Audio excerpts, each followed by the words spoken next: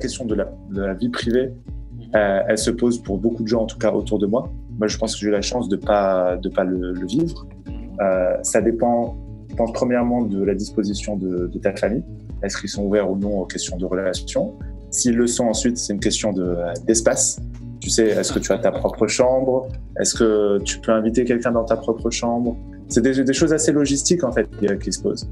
Et c'est pour ça qu'on en parlait la dernière fois. Je pense que le Maroc est un des pays où il y a le plus de voitures avec vitres teintées dans le monde, mais pas forcément parce que c'est des gangsters, mais juste parce qu'en fait, les gens veulent qu'on les laisse tranquilles quand ils font leur business, on va dire.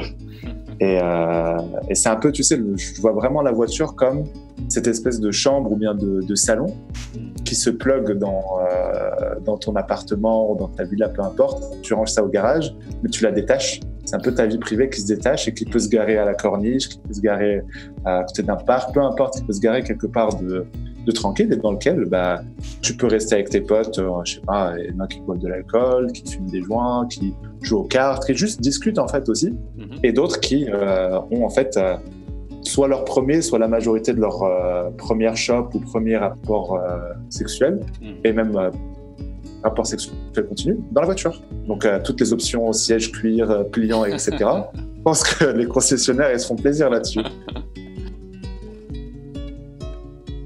Non, mais c'est vrai. Mais du coup, tu vois, ça crée vraiment une différence dans la question des moyens, en fait, vu qu'on parle de questions logistiques, en fait.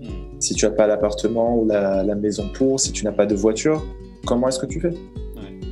Les gens ne peuvent pas vivre ça. Il y en a qui se retrouvent dans des champs, il y en a qui se retrouvent dans des forêts, dans des plages, dans des coins, et il y a des coins et des recoins où il y a des choses qui se passent, on ne voit pas. Mais en fait, c'est juste, tu deviens créatif, en fait, dans ce modèle.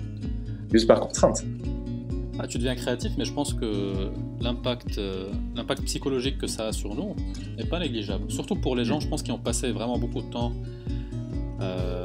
au Maroc, leur vingtaine, là où en général tu as la majorité de tes expériences, tu te découvres un petit peu sur ce que tu as envie de faire, sur ce que tu aimes, etc.